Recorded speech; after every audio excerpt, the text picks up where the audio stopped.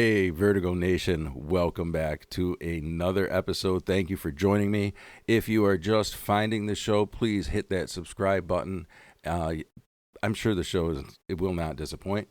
So welcome to Vertigo. Thank you for tuning in. And I've got my sister back for another episode. Kelly is here. Hello. Yeah, that's right. We had so much fun doing the last episode. How could you not come back to do this a little more on the regular, right? We did. I've been trying to intrude for No. some time now. So I'm glad that you finally allowed me to come back. Well, of course. Absolutely. No, I think it's fun. And I think listening back, so I listened back to that episode to kind of prep for this as much as so here we go with the wild. This is why if you're new here, you got to hit the subscribe button because the show is sure to make your head spin because as you will see, we're all over the place, but there's always a common denominator in there somewhere. We're dizzy, but we always land on our feet. That's right. That's so true. We're like cats. Yep. Cats always land on their feet. It's true. I feel like we tested that theory when we were younger. We did. Poor Cosmo. I know. I feel bad. Yeah. Poor cat. We tried. We were bad kids. Well, not really. We weren't bad kids. We were self-entertained, though. We were creative. We're and very scientific at the same time because obviously thought it was appropriate to, try to make sure that 100 times out of 100 the cat landed on its feet. Yes. Yeah, we'll just leave that story there. Anyway. PETA's going to be knocking on our door. I regularly donate to many animal rescues in the county. Just a little plug. In fairness, too, we weren't mean. We weren't malicious. We loved our animals so much. And we thought of them as playmates, which hence led us into we weren't doing it to be cruel. We were doing it like, testing a theory. Yeah, you're a cool cat, right? And we do love you. And now we're going to, make you fall. And he could have run away at any point, and he never did. He never really did. He came right back. Nah, he always did. That is true. So I don't really know if you remember when you were here last. Somehow we got into a discussion. I think we were talking about favorite artists. And it led into this discussion, and I had come up with and said that one of my favorite artists was the Wu-Tang Clan. Do you remember that? Okay. Yes. I think we were all a little giggly about that. Yeah, which I guess is funny. I guess so what is funny about that, actually? I guess...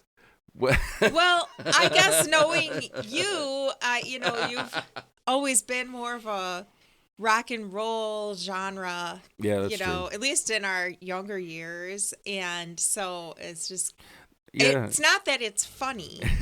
There's nothing funny about Wu-Tang Clan. They're amazing. Wu-Tang Clan ain't nothing to fuck with. No doubt. And I think everyone should get to know them. That's right. But I was going with it, and it was more of a surprise. Okay. No, that's fair. It was more of a big surprise. No, that's fair. That's more than, yes. And I could see that because you're right. I definitely was that high school, typical high school guy where you either had, your heroes were either an athlete, if you could always be an athletic supporter. Yeah.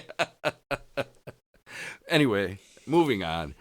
I had gotten a message from somebody saying, okay, Wu-Tang Clan or NWA. And I was like, okay, so I guess you want me to comment on that. Because, obviously so do you know who the NWA is? Well, we briefly kind of touched on this at one point, but, I was pretty young when these groups were popular or I was going to because I know about Dr. Dre. Sure. And I know about Eazy-E. Eazy-E. I know. And he died. A lot of them have.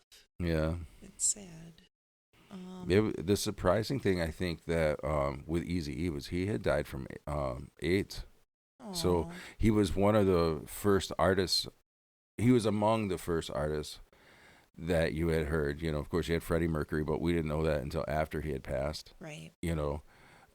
Well, I guess that was the thing. Nobody knew until after they passed, and that was the shock, I think, of a lot of it. So, but my point in saying that, though, too, is, yeah, that was definitely when you were younger. So I don't know if you would remember a lot of that. Well, You know I what I mean? couldn't sit here and quote lyrics and like Sure. discuss songs, but I know kind of about Right. them and But no more so because as individual artists, and I think Wu-Tang Clan would be the same for you, um, as individual artists, you probably know them more. For example, like you already mentioned, NWA had Ice Cube.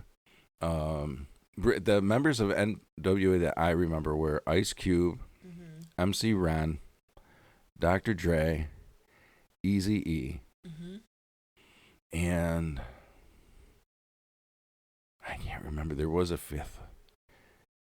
I can't remember the fifth member. But so none of those guys but Dr. Dre and Ice Cube, I think, would probably still be popular now, is kind of my yeah, I point. love Dr. Dre, always have. Yeah. And Ice Cube's kind of transitioned into movies. Yeah. So, but then, so anyway, my whole point in bringing this up is so my comment on it, I guess, is this. As far as talent, I think that Wu-Tang Clan had more talent, right? You had Old Dirty Bastard, ODB, hmm who had a very much his own style, Oh yeah, right? he was energetic and Comical. yeah, and just like very kind of busy. Yeah, Yeah. all over, right. I hmm mean, in one song, he might be kind of singing or following a melody line with it, at least with his rap, you know what I hmm mean? And then he hmm might just be straight, rapping or whatever, yes. And I guess so that's my point. In my opinion, there's no debate. Wu-Tang Clan, as far as talent, what is a better group.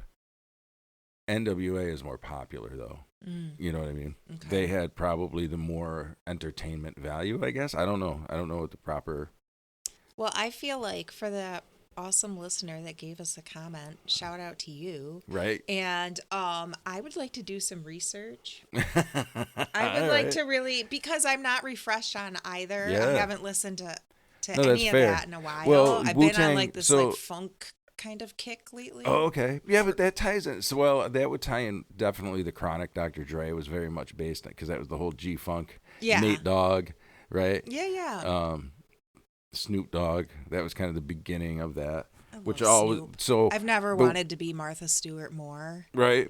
Isn't he great? Like I don't He is want to so cook great. or decorate, but I want to hang out with Snoop. Smoke some blunts with him. Yeah, I mean, yeah. I don't.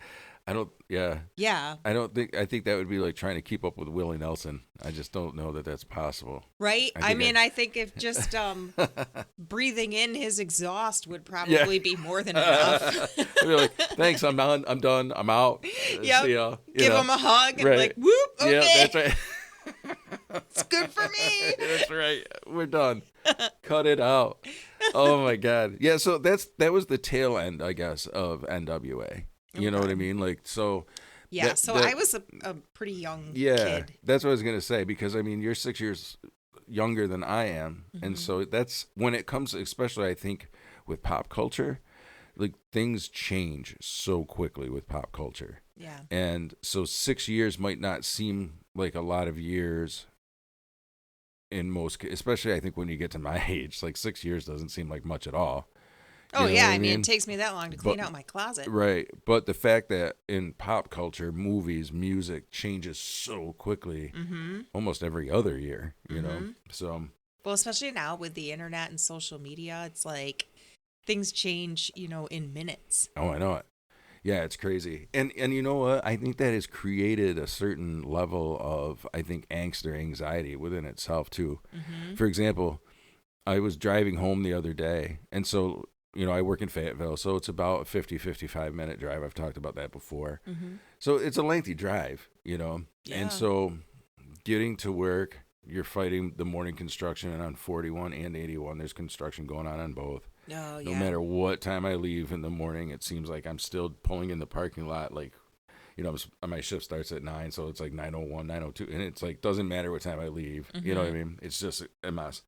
Where was I going with this? Well, anyway, so the other day I just wanted to get home, right? It was just one of those days, felt like it was a long day and just wanted to get home. So it's like I'm just like driving. So this kind of ties in with that instantaneous, like, and I'm like, if I could just click my heels and like teleport home, which is probably coming with, following AI here. Yeah, right? Right? Anyway, before I digress too much further, my point is I think sometimes that, like, I just want to be home now. Like, why can't the car go faster? Why can't whatever. Yeah. And so as I'm doing this thing, and these are the thoughts that are going a million miles an hour, right? Are you following me on this one? I'm trying. Okay. I mean, I'm lagging a little. Like maybe there was a light in between, but I'm coming. Headlights approaching in your rear view as we speak. No, it's all good. You just had that look on your face like, where the fuck are you going with this story? No, I thought to myself, yeah, he's got ADHD. I know it. There it is. What? Why?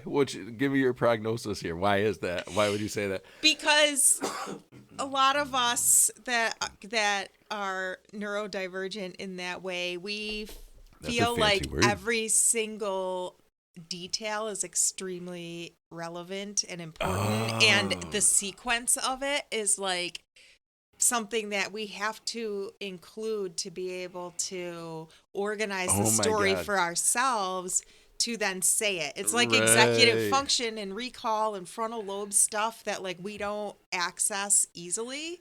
And so then we're like, okay, yeah, that happened, but first this happened and then this. And we need to go in order so that we can get it all out. It explains so much. If you go back and listen to past episodes of Vertigo, and if you go back and even further and probably listen to episodes of On the Rocks, because I notice it. If I notice it, I'm like, why do I have this need to tell the story in a very detailed, orderly, like I guess I can't divert, right? Isn't that right? You're not taking the highway.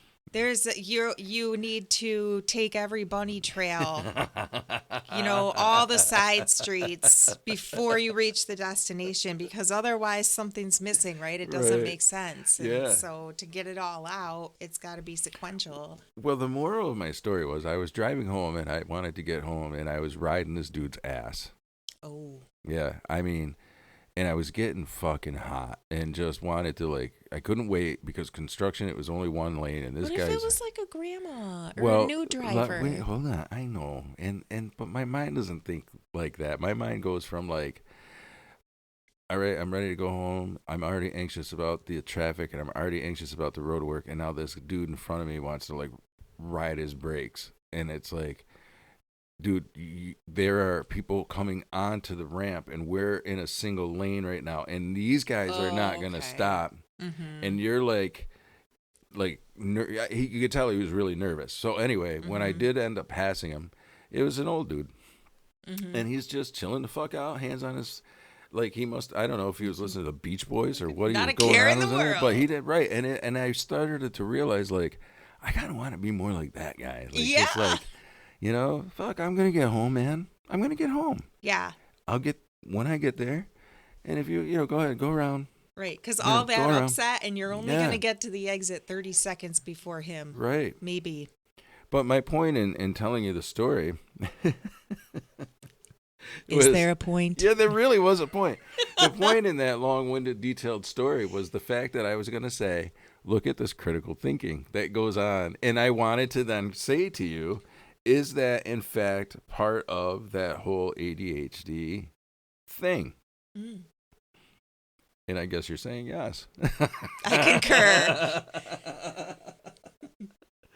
So it's elementary, yes. Watson. So we're going to talk about that in a minute. But also, I just wanted to say, I thought it was hilarious. I didn't get a chance to text you this.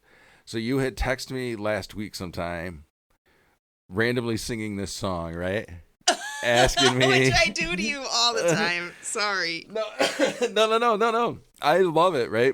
And I'm going to tell you why in a second. But so you randomly send me this like voice clip of you And now that I go back and listen to it now that we know, so spoiler alert, we know what the song is. At the time when you had first texted me, you were trying to figure this out. So we didn't know what the song is. Now, looking back, we know the song. Context, I went to Liam's band concert, and I think it was a jazz band song that they did. Maybe it was really cool. So now who's talking about the details and now? There was, yes, that would be me. Kelly Green. There was a bass line that the piano had that sounded very similar to that bass song. Yes. Bass line in that song. Right. And so that's right. So that's what it was. You sent me the bass line first, which when you sent me you sent me a vocal of you singing the bass line.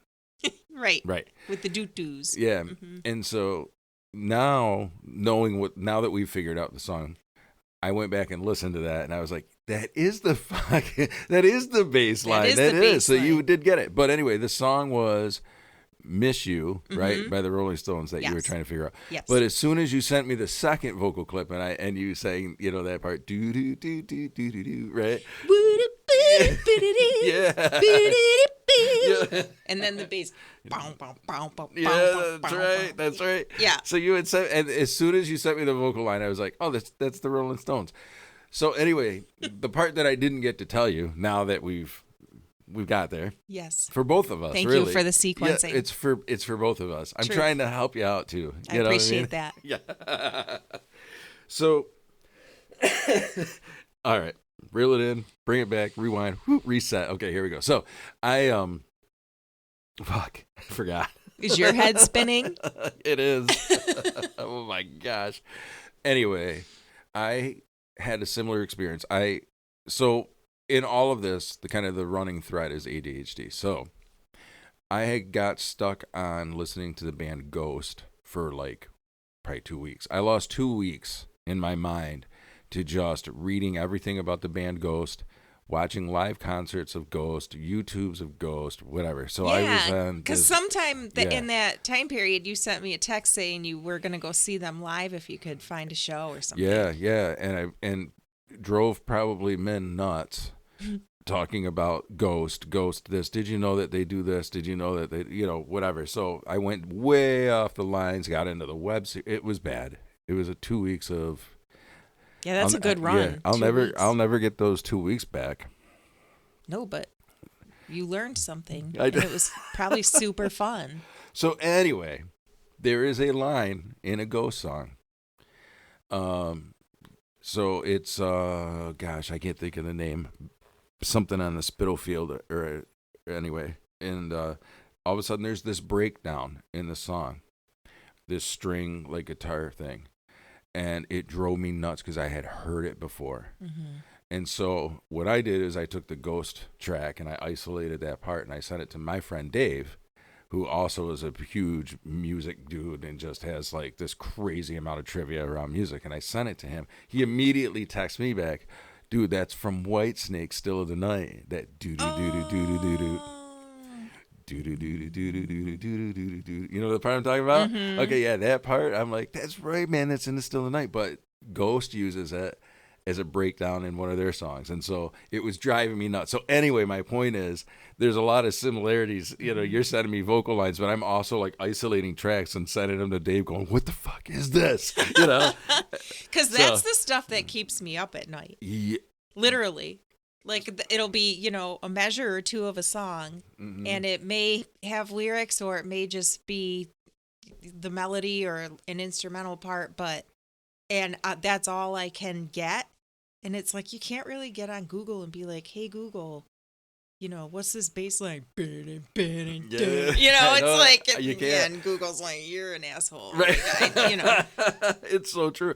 Well, not only that, it's always at the most inconvenient times. It's mm-hmm. I'm sure Min isn't going to appreciate me singing into my phone at 2:00 in the morning because I can't sleep. Right. Because I woke up. Does this happen? I wake up and I'll just have a song randomly in my head. Now, and the strange part of it to me is for example, on the last episode of Vertigo, I was talking about how I was in a metal kick and I made that Metal Vibes playlist. Yeah. And it wasn't crazy metal. It was Ozzy Osbourne, like Yeah, it was like you know, rock. yeah, Yeah. hard, probably more hard rock, than metal. But my point being is that was the mood I was in. Yet I woke up this one particular, morning, like with Air Supply stuck in my head, and I'm like, what? And the thing was, so it wasn't. And here's the crazy part of the whole thing, right? The crazy part of the whole thing is, as I knew the song, I knew the artist, I knew the whole thing. Like, so it wasn't any of that. That it wasn't like I was stuck on something because I heard, maybe walked into, a lawyer's office or something and heard, a song in the background, Right. Because realistically, that's what I do on service calls. You know what I mean? So it's not like I'm saying that there was a song that was stuck in my head from. I'd been on this metal. I just woke up, like, singing. I don't know, making love out of nothing at all. I don't know. I don't remember what the song is now. It's the only one that can come to mind. But you know what I'm saying? This is fucking bizarre. Yeah. Yeah. Where does it come from? Yeah. The brain does what it wants. It does. It's its own thing. It's been exposed to so much, and it's like we don't even really use most of it. It just pulls things out of the archive. It's bizarre. But what the funny thing to me, I think that I've become very much self-aware of is that everything drives me into this fit of critical thinking. So it's not just the fact that I woke up saying, now I'm analyzing, what does this mean? Why did I wake up singing this song? What is it about? Is somebody sending me a message from the other side? Who's over there?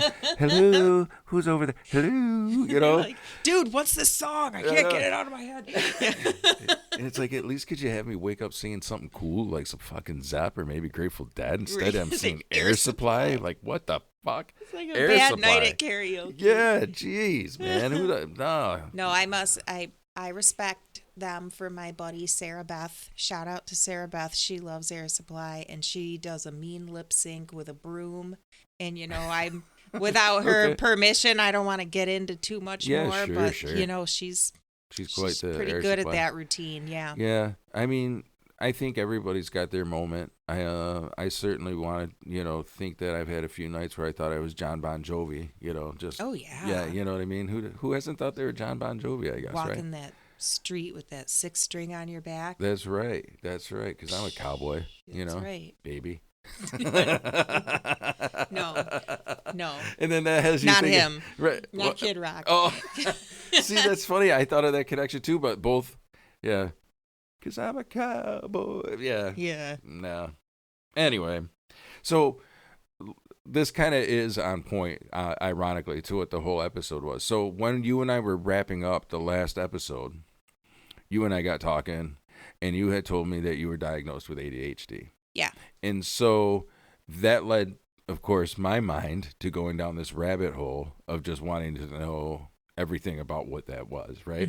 And then doing that, realize, like, kind of, again, I think you explained it best, or you like come up for air, and that's exactly it. Like, I dive hard into this subject, and all of a sudden I pop my head up for air. It's like, holy shit, I think that I just like hit every fucking box that I just read about, because now that I'm kind of coming to, I'm realizing like I just did all of those things. Right? You're like, yeah. How long was I out? Yeah. And that's really, do you notice that's how it feels sometimes? Oh yeah, absolutely. And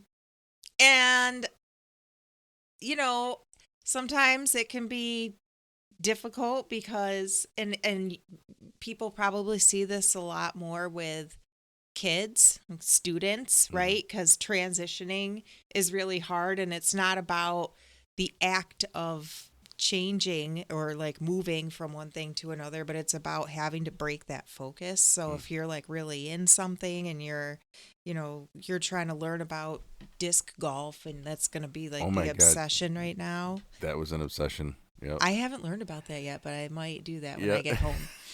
I don't actually really know what it is. I don't want to egg this on, but you really should look at disc golf. I haven't played it yet. Okay. But I've done so much reading and research. I'm gonna it's watch time to pull the some trigger. YouTube. And join me in yes, this evil. We're all gonna learn about disc golf. That's right. But if that's what your obsession is, and you're like in it, you're hyper focused. I can do this with certain aspects of my work life. There's certain things that I love to research and find contacts and network about and things, and just like really get all the stats and information. But when someone's like, "Hey, your meeting's here," what? Yeah. No, I can't. Oh, oh my God, I can't. And it's like, but 2 weeks ago when I scheduled that meeting, I knew how important it was. And I still do, like in theory, Yeah. but like because ADHDers do most things out of emotion, right? We don't always have the connection with the frontal lobe. And so that's not where our immediate responses come from. We do everything out of emotion. Yep. So I would that agree with that. transition and breaking that focus is really, really hard. Which is why a lot of us can get out of bed in the morning and be on a project that maybe we put off until the very last minute, right? To Yep. quote Brian Regan, had 9 months, did nothing. Yeah, right. Yes. We will all of a sudden just be in it 110%. And so, for unregulated or dysregulated rather, students, that it's like, okay, we're done with math now, time for English, or time to line up, we're going to specials, or whatever it is, that can Right. be really difficult. And then we see behaviors. For adults, we learn to mask those things throughout our life. Usually because of criticism or shame or things that came along with behaviors that we had that adults in our lives didn't understand. Yeah. So anyway, I'm going on a whole rabbit hole No. on this, but No. It's so actually though, you made a comment in there, and somewhere. Let me wait a minute. Let me. A So, rat's nest so what's of going to happen right now is I'm going to retell your whole story sequence in a sequential order. No, you had made the comment about being unregulated. I think is how you put it. I can't remember now. Yes. I think you said unregulated. So when you say unregulated, do you say that is a person that is probably ADHD with active symptoms, but not in therapy or not Correct. medicated? Correct. Yep. So yeah, I mean, unregulated meaning I'm not aware of where my emotions are right now. And I'm so hyper focused on this one particular thing that when you try to remove that, now I am upset, right? Because ADHDers lead with emotion. Everything Right. happens with emotion first, which, as we get older and are diagnosed and go through therapy, hopefully those are things we can start to like really recognize in ourselves and when it's coming. And, there's a long list of ways to like change the narrative in our mind Yeah. and go from there. But we are very sensitive to people interrupting our focus. Yeah. It's so we don't true. like it. Yeah, no. Yeah. No, it's true. And I realize, yeah, in problem solving, I don't know if that's just the part of it for me in my, you know what I mean, with my personality, but like it's almost very much like if I'm trying to, not even a problem. I don't want to, I don't even know how to explain it, but I'm just having this discussion, I guess, in my mind about whatever. It could be a problem that I'm trying to solve, or it could just be a subject that I'm You're just thinking about hyper it. focused on. Yeah. Yeah. Ironically, for example, as Indy's joining us in the studio, like when she was a pup, it was learning every little detail about retrievers, or excuse me, Labradors. So, well, Labrador Retriever. Yeah. See what I mean? I even correct myself. It's fine. It's knucking thoughts, isn't it? Mm-hmm. Yeah. It's crazy. No. So, let me ask you this then. Mm-hmm. What led you to being diagnosed ADHD? Because I think that's kind of where I'm started. It's like I am, just from the interactions that I've had, not only with you, but even, I've talked with Maddox. Him and I have had conversations about this too. Min and I have had conversations about this, ad nauseum. So, and almost to a point where we joke about it, like, yep, you're just off in ADHD land again or whatever, you know what I mean? So it's kind of like a running joke, but also like knowledge just from understanding ourselves, just from the amount of research that we do by nature and whatnot, that I'm pretty sure that this is lingering in my background, right? So it is genetic. Is it? Mm-hmm. Yeah, Yep, which I guess doesn't surprise me then. Yeah, it often runs in families.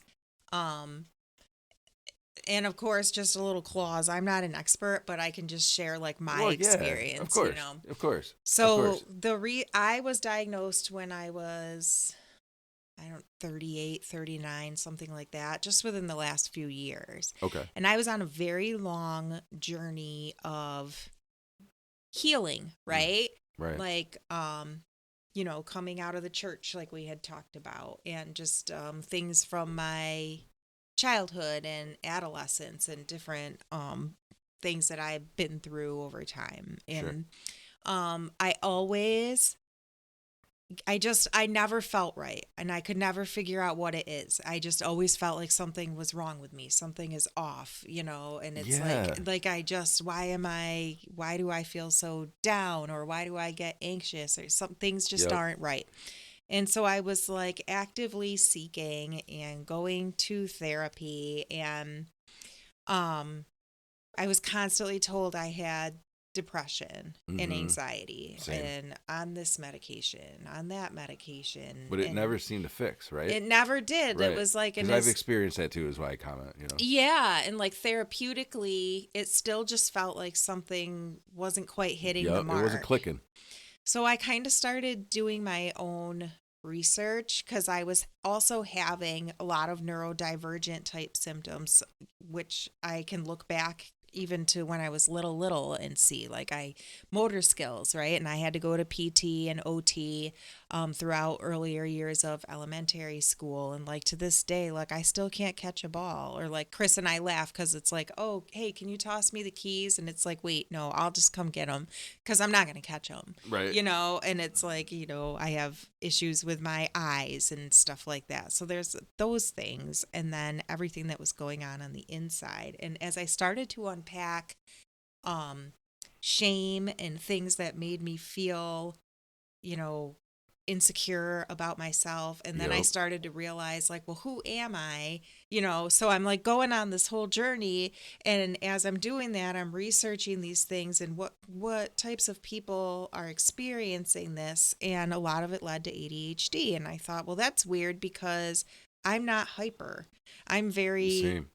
like oftentimes I'm introverted. That's how I recharge. I like people. I like being around people, but the way that I am energized is alone. Me too. With nature. Yep. Same. And so. And I want to just interject. I'm rambling. No, you're not rambling at all. And I don't want to interrupt the story, but I also want to comment on a couple of those things quick. Mm-hmm. And one of them being that whole introvert extrovert conversation, because I found it when I had to do those trainings, right? I'm thinking more back when I worked my OCO days and things like that. Mm-hmm. Even Farnham, they do those tests. Those, are you I don't even remember. Oh, like the personality test. Yeah, are you a HQFTRZ? I don't know. Yeah. Like, you know what I mean? And that's how bad it is. Like, I remember the details of the test. I don't even remember what I came out as, but my point is that, certain personality types everybody's a mix, but some are more introverted, some are more extroverted, so forth. See, here we go, right? I already caught myself doing this like really long. Oh boy. Anyway. It's okay though. Yeah, we're just gonna roll with it. We are who we I laugh are. because it's like now that we're having a conversation about these exact things, that it's like I'm actively doing that. But anyway, my point being is that I was always surprised, I think, because I felt like, or at least my peers, I think, always saw me more as an extrovert. Mm-hmm. That's what people say about me. Yeah. But it's funny. I'll tell people to this day, I'm like, dude, I am so shy. And they're like, you the fuck are not shy. You know what I mean? It's like, no, I'm telling you.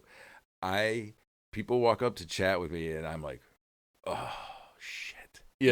And not because I don't want to talk to people, but it's just like, for me, it takes so much energy, like so much. Do you understand what I'm trying to say? Yeah, absolutely. Like I love people. I love humanity. I love supporting events and things like that. But I have to be very careful about how I schedule myself, and if I've done too much in one week, then I'll be like on the couch all weekend. Right. Like it's not abnormal for me to end up sleeping like Saturday morning to like 3:00 on the couch or something, and just intermittently waking up here and there. Right. But if I have time to recharge, which I think is what we're talking about, like how we feel fulfilled and re-energized. Yeah. So it's not that we can't go have conversations with people. Yeah, we no, just it's about how it drains the social battery. Yes. Yeah. Yes. No. Yeah. I probably that. See, I wasn't. Mm-hmm. I didn't know. That's probably the best way to explain it. Yeah. Right there. Yeah. No, I hear what you're saying, and I totally agree with you. And I get the same kind of feedback because I'm not really shy. I'm okay with like putting my voice out there and stuff, but then I do need quiet time to recharge. I'm not energized by people. My energy is taken from me when I'm around people. Yep. Mm-hmm. Which I think is partly even just being somebody attached to the arts too. I think because I feel like that's always been it for me too. There's something about being, whether it's this now is my kind of my creative outlet, but whether it was music, for other people it might be, literal art, drawing, painting, so forth, creating, there's like this spirit of that you're connected to, and that creative, like Awen is kind of how I describe it, right? Is a Celtic druid kind of thought of the creative spirit as a name, Yep. Where was I going with that? I don't know, because I was. What happened? I don't know. This is what we do. Is this all connected back, though, honestly, to like the ADHD thing? Like getting off topic, realizing that you're off topic, trying to somehow pull it back onto the rails. Yeah, if you can even remember what it was that you were trying to get at in the first place, which often happens to me, but, that's... I think I've recognized it. This is why I think I've led down and why I wanted to have this discussion with you. Mm-hmm. Because I think I got to a peak with some of my quote unquote symptoms, because I don't know really what else to call them. Sure. You know what I mean? But pointers, I guess, details of things that I'm like, I do that excessively. I think everybody does some of those things some of the time. Yes.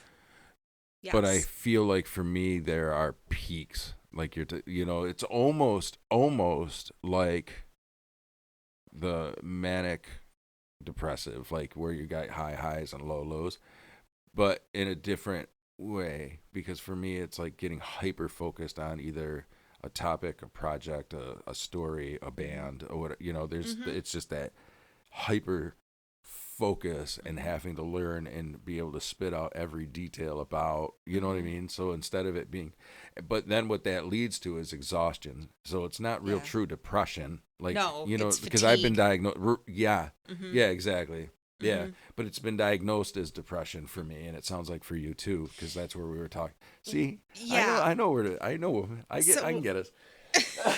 So what? Stay with me for a minute. What happened was I realized that those diagnosis or opinions of doctors of the depression and anxiety and those things I was going through were really subsequent of the ADHD, and they started to settle down once I started dealing with the ADHD. Because when you are an ADHDer and you learn from a young age, be it at school or at home, that there's like, you read the room. You become very attuned to everyone's emotions and expectations. And because you're constantly masking, because you don't want to disappoint people. You don't want to be embarrassed or shamed or any of those things. And so a lot of that gets jumbled, right? When we go to therapy and we talk about our inner child and those things. And really, like, what it came down to was like, nobody knew that this was going on from the very beginning. So we never got a chance to know and understand ourselves the way that we should have, to be able to carry into adulthood with more security and a better self-image and things like that. But I learned that I had ADHD there's a woman that I saw on a TED Talk that is ADHD, and she is very positive about how she works on herself and communicates with her audience. She has a YouTube channel, and I wish I could remember her name right now, and I will throw it out in the comments once this podcast goes out, because I want to make sure I give her the shout out, and I just wasn't planning on talking about her today. But that's who resonated with me. Like, some of the things she was talking about, I'm like, oh my God, yes, Right. and the fact that she was a woman, and that was all that's true. very relatable, because it also presents different in males, females. Oh, that's a good point. I didn't think about that either. Yeah. So boys often, because it's, we lead with emotion when we have ADHD. In boys, what is the easiest emotion to? Anger, right? Yes. Yep. And so a lot of times boys are getting in trouble at school or have a short fuse or things like that. And girls are often more sensitive. We take it inward and, oh, I'm bad and I'm ashamed of myself, kind of thing. And then maybe we might have destructive behaviors that go with that or not. But so I found a psychiatric and neurological group in Syracuse, and they do full-on ADHD testing. They will they do not just like interviews and symptoms and that kind of thing, but there's actually like pretty lengthy computer testing that I had to do. Wow. And it's all different types of things. And they just put you in a room with a laptop and you just go to town. And some things are more like almost like the tests you take before you get a job. Okay. And others are like a little more in detail and like pictures and what do you see here and that kind of stuff, or like words are flashing, and when you see words that they gave you ahead of time, you're supposed to click, and just all different types of things. That sounds very difficult to me. Yes, it was, but I thought I did okay. I was like, okay, some of this is hard, but some of it I definitely had in the bag. Well, I should have brought the printouts. I've got a packet. Yeah. And the doctor came in and she said, do you think you have ADHD? And I said, I think that it's a possibility. And she put the paper down and she was like, well, you're a shit show. That's what she said. And you know what? That was the best day. That was the best day for me, because finally, yeah, she was hilarious. That's an official diagnosis. Yes, she was so fun. And I saw her for like monthly for like a year and a half. I did try some different medications. They didn't work for me. I'm not anti-med at all, but I'm not anti-med either. I just don't want to take meds without purpose. Right. And I don't want to be prescribed an abundance of them either. Right. For example, I'm sure we've all seen, and I'm not even going to give any shout outs to the companies. You'll know or you won't. Mm-hmm. But how many times do you see companies, put out, especially mental health drugs I'm speaking of specifically, how many times have you seen a drug company, I'm just going to say it, I think it's Wellbutrin, which is partnered with another drug, usually another mental health drug. Mm-hmm. And it's like to help counteract symptoms. And and when you really look into it, it's like, how many drugs do people have to take, especially when it comes to mental health, mm-hmm. that are drugs that help counteract the symptoms of another drug, or you know what I'm saying? Yeah, and I think a lot of times, and that's where I get doctors nervous. Are grasping at straws, Mm-hmm. because really to get a thorough, accurate diagnosis in that lane is so difficult. Yeah, and I want to be clear, like, I'm not saying that as a judgment, what I mean? I'm just saying, like, I see it, and you can see it just within commercials and how they advertise drugs. And mm-hmm. like I said, I think, and if I'm wrong about it being that particular drug that I mentioned, I'm not doing that purposefully or with intent. It's right. not, just an I'm example. Just saying there's examples of drugs that are taking along with another drug, right, in the mental health scheme, effects. you know what I mean? And I just don't want to see that, I guess, because it's like, I understand, I guess, the parts of me that are, scratching. That's life with a lab. Yep. Miley always did that. Yep. If she's not chewing, licking, sometimes she'll be quiet and just, that means she's sleeping. But, anyway, before I digress, whatever. I just don't want to be taking a bunch of medications. That's all. That's all I'm trying to say. Yep. The long-winded, version of that. Well, yeah. I mean, that's a touchy subject, and I think everybody has their own way of doing that. I really think that if we want to tackle mental health as a whole, that it starts with prevention, which starts with healing one generation before it goes to the next, you know. And it's like we can't put the world on pause, obviously, and money is kind of the motivator for most things and the ways of life. And so, it's wearing. I don't know that humans are always meant to like function in that way, but that's a whole other podcast. No, but I think you're right. And I think that it does need to be mentioned that the healthcare system is definitely broken. Yes. I don't think that there's any argument about that, and I think that I think capitalism has impaired the healthcare system. I think that there are still doctors, nurses, caregivers within the healthcare system that their hearts are because they're healers, you know. Yep. But I also think that there is an administrative part that is so intertwined with business and profit that we've lost focus with those people in the trenches doing the work in the ERs, in the hospitals, in the, specializing in, these things. You know what I'm trying to say? The focus from insurance companies and medication corporations and government officials, the focus is not on what actually helps people and what do people actually need. Right. And what kind of way of life do people actually need? Yep. It's just about the bottom line, the dollar, So man, how did we get here?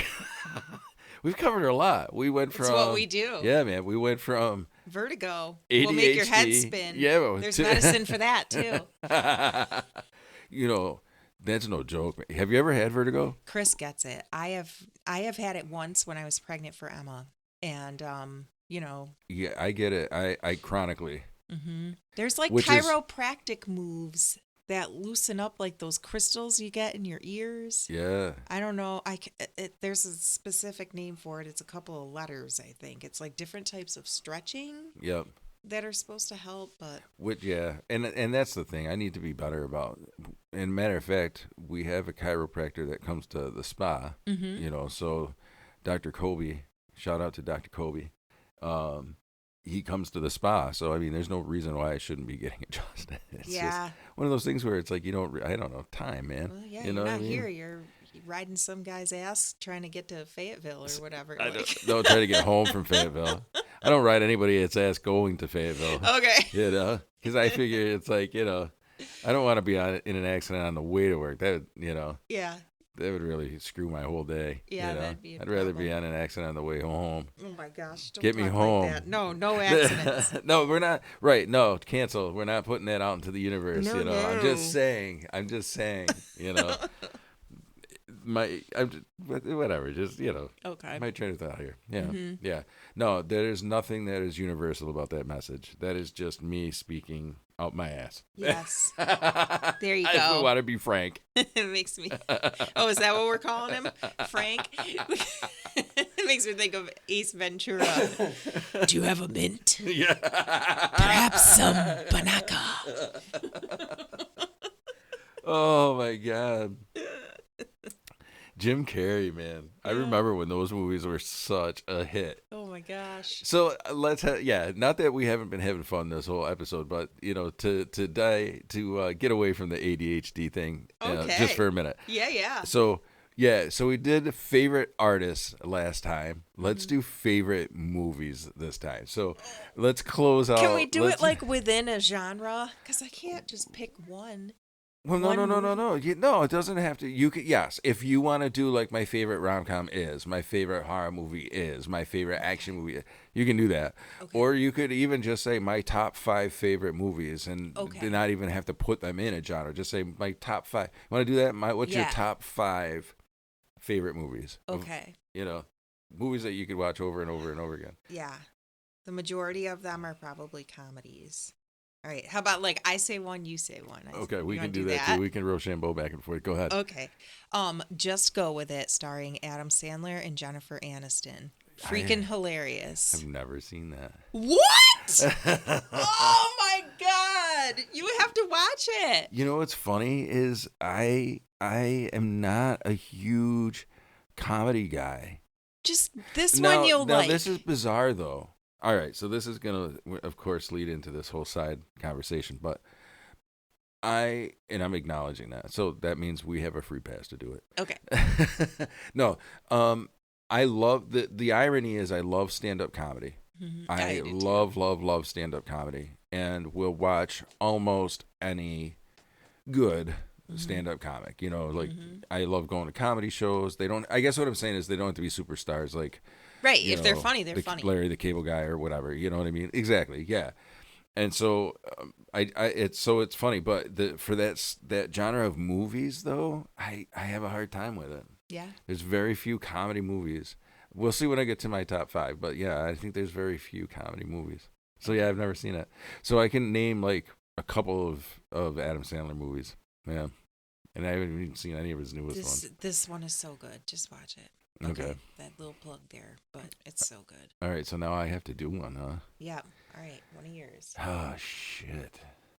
Well, I'm a big action guy, so I think I'm gonna start with most current and maybe then work backwards. I think The Beekeeper with Jason Statham is probably one of my top 5 favorite movies. So The Beekeeper with I like you're talking about with comedy. I like horror and I like action really. I like action. And when too. it's an action like thriller or action horror, like even better. Mm-hmm. You know what I mean? Yeah.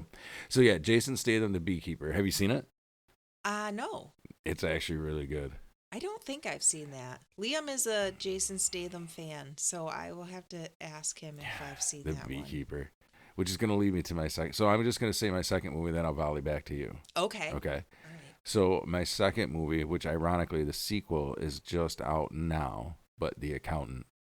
I loved that movie and got hooked. I watched that. You know, that's the other thing, kind of tying back to the ADHD discussion. Mm-hmm. That's the other thing I noticed when I get on. Like, I watched The Beekeeper like 30 times, and then all of a sudden it was like, oh, okay, I can't watch that movie again. You know, like I find it something that I like, and instead of trying to watch, like, you know, every single streaming platform will have a suggested movie after you watch a movie, like, oh, if you like this. No, it's like I'll just rewind and watch that again. No, we're still yeah. So anyway, the Beekeeper and then The Accountant. So your turn. Okay, so in relation to Ben Affleck, my second favorite movie that I will mention is Good Will Hunting. Oh, love that movie. So much good stuff in there. I love Robin Williams. Matt Damon's like one of my favorites. I usually really love his movies. And Matt Damon and Ben Affleck did a lot of movies together, right? Yeah. They kind of started their careers together. Isn't that true? They were like buddies. Yeah, they did like was it Dogma they were both in? Oh my gosh, yeah, which is finally getting a re-release. Yeah. Chris will be happy because like that movie like great, Chasing man. Amy, those are like all his favorites from the 90s. And... Yeah, well, I can see because Dogma is a Kevin Smith film. Yeah. And I mean, Kevin Smith, you know, even though none of them are in my top 5, which that's, you know, sorry. Well, it's hard. There's a lot of movies out there, but Jay and Silent Bob are like, they're my bros, you know? Yeah. Yeah. All right, so you got, all right, what are your 2? So you've got. So far I have Just Go With It and Good Will Hunting. Okay. And then I have The Beekeeper. I'm going to just remember mine. I've got The Beekeeper and The Accountant so far. Yes. All right. Do you want to give us your third and then I'll go? Yeah, it's Matt Damon again. And this is actually a trilogy, but the Bourne movies. Oh, I think there's more than a trilogy, I think. There's 3 that I know of: Supremacy, Ultimatum, and Legacy. Yep. No, Bourne Legacy, Bourne Supremacy, Bourne Ultimatum. I don't know what order they're in. But they are all so good. Well, then they kind of restarted the franchise because they did Justin Bourne, like, you know, an eponymous named movie, I guess. Is that how you say that? What? Eponymous? When it's Hippopotamus? Hippopotamus. Epididymis? Wrecked him. Damn near killed him. Anyway. Yeah. What? So what are your 3 movies? Oh my God. Just go with it. Yeah. Good Will Hunting. Yep. The Bourne movies. The Bourne movies. Okay. Which they're whatever. Jason Bourne. Yeah. So I've got the accountant and I have the beekeeper. And let me think. Actually, oh,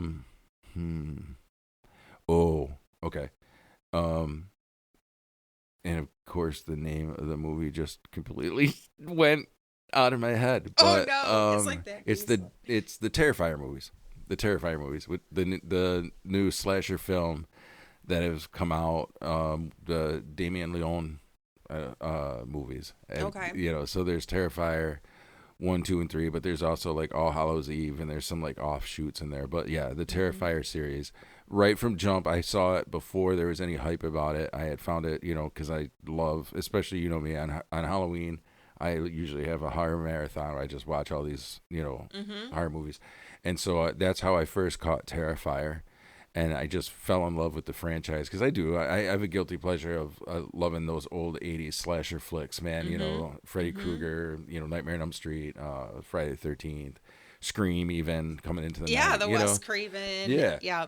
And so Terrifier is very much a new school vision of that. And so they were fun movies, I think, as somebody who's all right. So I would say, yeah, probably the second movie is my favorite of the 3. So we'll say Terrifier 2 in there, but the Terrifier franchise. Okay. Similar to how you're saying the Jason Bourne franchise. Okay. All right. Not Justin Bourne. Well, I'll allow it. Yeah, you can say that. Yeah. Okay, so next, what do you think? Oh, I'll pull. So let me think. Actually, this is another 80s movie that's going to have a series, from what I understand, kind of similar to like I guess like the Arrowverse and stuff that they were doing on DC, but it's going to be John Rambo. I guess they're going to do his backstory. Really? So anyway, Rambo would probably, the First Blood movie, the original Rambo movie, is gotta be easily in my top 5 favorite movies. The original one, like the other ones are cool, whatever, but that's what made it a franchise. I really loved just the first movie when it came out. I still watch it when they play it on like Tubi and shit. Like it's just great. I'll watch it with commercials. That's the best way to watch them. Yeah, like you're back in the 80s. Like, it helps my ADHD. Yeah, right. Because it's like, there's a commercial. I don't have to. I can breathe. I can Google what year that other actor was born.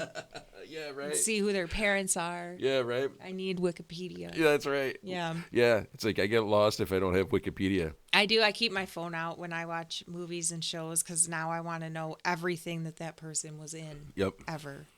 And then we'll go down and probably start watching them. Even I'll realize that, like, oh, this movie's terrible. Turn it off. But you go down this rabbit hole of like, wow. You got to do it. Yeah. Yeah. What was it that the movie I got obsessed with? Oh, my God. It's with Christian Slater. True Romance. Do you remember that movie? Because I think that was that would have been a era, like one in your frame. You know what I mean? Of when you were 90s. Is it 90s? It had to be. It's Travis Barker's favorite movie from Blink-182. Really? Yeah. Aww, and so I'm pretty. Cute. Yeah. Completely lost. Yeah, Travis Barker. You're is thinking cute. about how cute he is, aren't you? No, I'm just thinking like he's this lanky bald dude. You know what I mean? And yeah, I'm but like, it's his vibe. It's the punk rock energy, the tattoos and the drums. I don't know. I mean, that's cool. Yeah, it's cool. I mean, I'm not saying it like, ooh, Travis Barker. No, like, I understand. Travis Yeah, Barker. like that's cute. He's like so cute. yeah, I guess I just yeah, my mind didn't go there first, I guess. So it just threw me off because I was like, how do I respond to that? Because I like Travis Barker, but I wouldn't put him in the cute category. Like cute is like, somebody's kitten, I don't know. Yeah. Yeah, I don't know. He survived that plane crash. That is pretty incredible. Yeah.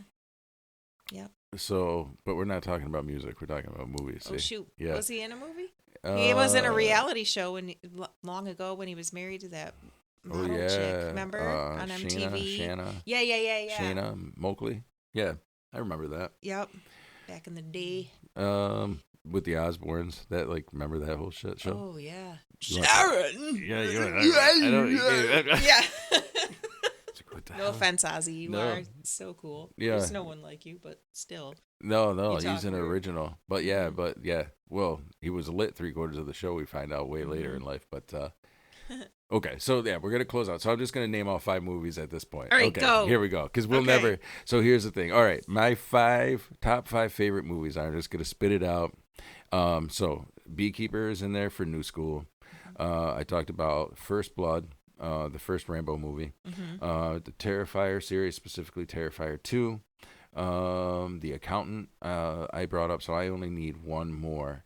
And what would that be? Gosh, that's tough because part of me wants to say Nightmare on Elm Street. And then part of me wants to say Halloween because both of those franchises I loved. But I think I'm going to have to go with Nightmare on Elm Street only because of the Halloween series. I really only liked the first 2 movies, and then it got really wild and with all the Michael Myers shit. Where Nightmare on Elm Street, the Freddy Krueger character, being that he was in invading dreams, that the longevity of that character made more sense in the sequels, I guess. So that's how I'm justifying that. So I think it's going to be my top 5, which again is a series, but the first movie, of course, is my favorite, but also Dream Warriors, which I think was the 3rd movie, would also be in there. So I'm going to go Dream Warriors. Nightmare on Elm Street is my 5th. Done. Hit the buzzer. Okay. You do yours. Okay. So I started with what now? The Adam Just Sandler go movie. with it. Yep. Then I said Good Will Hunting, and then the Bourne movies. Yep. So 2 more. So I'm sorry, but National Lampoon's Christmas Vacation. Oh, I see. Yeah, that is definitely a classic. I love that movie. It's and, hilarious. When I was pregnant for Emma, I watched it every night when I went to bed. Oh my God. I watched it every night on VHS. That's incredible. And I still love that movie, and I can quote the whole thing, and I laugh my ass off. It's a great movie. Every time. Yeah, we watch that when that starts playing it, on the streaming now, right? Yep. Everything streams. Yep. So when that starts streaming, yeah, that definitely becomes one of the movies that's on constantly in our place too, our house. Yep. I love it. And then, all right, to choose one more, it's so hard because there's so many that need honorable mention, but I think I gotta go with Meet the Parents. Ooh, yes. I quote that movie all the time. Yes, you do. And to see Robert De Niro in such a funny role, I thought he killed it. He was good in that movie. Yes. He was great in that movie. Yeah, see, that's the thing. It's hard now that you're bringing up these movies too. I'm thinking like, yeah, my top 5, like my playlist probably would change because you're right. Movies that I didn't bring up that I liked, for example, the Rocky movies are incredible movies. I feel like for any action film fan, it's hard to count those, but I didn't even bring them up, So anyway, my point being is, yeah, when you start The Birdcage with Robin Williams, oh my is God. another Nathan movie. Lane. Yeah, Nathan Lane. That movie is hilarious Yep. and a classic. Mrs. Doubtfire. Yep. Click. Steel Magnolias. Ooh, okay. Yeah. Did you say Clue? No, but that was a cool That's movie one of my too. favorites. Yeah, I forgot about that. I feel like Clue is my generation's Rocky Horror Picture Show. Does that make sense? Yeah. Like, cause and not even with the Tim Curry connection. But no, it's like it's funny, but it's it has like this other vibe, like the Right. mysterious, almost like it's trying to scare you, like. Right. Yeah. Exactly. There's a horror element to it. Yeah. You know what I mean? So yeah, it's supposed to be like building this like Clue, right? Who's the murderer? Who murdered? Right? Which is very dark humor. Yeah. Very dark humor. And so I guess that's the other thing, going back to the whole comedy thing.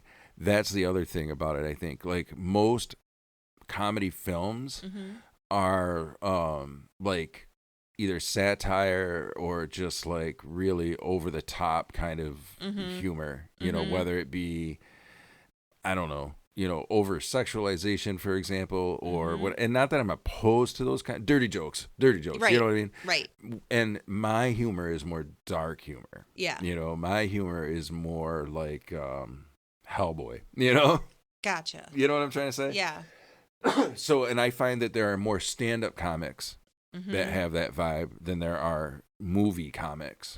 Most movie comics fall into that Oh my gosh. satire or, dirty jokes or whatever. You know what I mean? We love to go see stand-up comedians. Right. Just in the Syracuse area, we saw Brian Regan. We saw Sebastian Maniscalco. Oh my God, he was so funny. That's awesome. And we're going to see John Mulaney here in June, and I'm so excited for that. Oh, that's cool. I love John Mulaney. So yeah, so I got to get out. Min and I definitely need to get out more with trying to see some of that. Yeah. Because I love stand-up comedy. We've been to, what's the place in Destiny? Oh, Funny the Bone, Funny right? Bone. Yeah, we've been there, so definitely need to get out more. But anyway, I think we've reached a good spot to wrap up, I think. Yeah. We've shout out to Steve Carell, because you're so funny too. And Date Night almost made my list. Oh my God. Him and Tina Fey, they're freaking amazing. My God.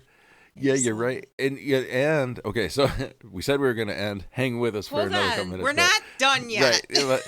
No, Steve Carell did the movie about the wrestlers where he played the DuPont, who was like kind of batty nuts, and then shot and killed that one American wrestler. He was supporting the American wrestling team, and he was a DuPont. Do you know what I'm talking about? Foxcatcher. Foxcatcher is the name of the movie. I haven't seen it. So anyway, it's crazy. Matt Damon is also in it. Oh my God. What's it called? Okay, it's called Foxcatcher. And it's not a comedy. She's actively writing this down as we speak. My pen and her pen won't work. I'll text it to you. Okay. It's called Foxcatcher. And so the DuPont family. It was like this huge DuPont scandal too. You can read about. I don't know the DuPont family. You never heard of DuPont, like the brand name DuPont? Nope. DuPointe, I do believe. DuPont, like they make like coatings. So like, stain resistant. Do I coat much? What kinds no, of but things it's just a big brand. I don't know what you're coating. Do I coat my goat? Do you float on a goat with a coat? My goat has a coat. But is he a floating goat with a coat? No. Anyway, Foxcatcher. My point in bringing up Foxcatcher is that Steve Carell. It's not a comedy. So there's these two brothers, Matt Damon, and I can't think of the other actor's name, which is going to bother me. But like they listen to this show and would know that I forgot him anyway, right? But anyway, yeah. So anyway, Steve Carell is in that movie, but you wouldn't even know it's Steve Carell because he wears like makeup and like a prosthetic nose and stuff like that. But he does the part so incredible. So just my point being a shout out to Steve Carell, who also will never listen to this. So I don't even know. So anyway, yeah. Right. We just want our 3 listeners that are still with us to know that we love Steve Carell. It's important to us that you know that. Yes. Okay? Yes. And so on that note,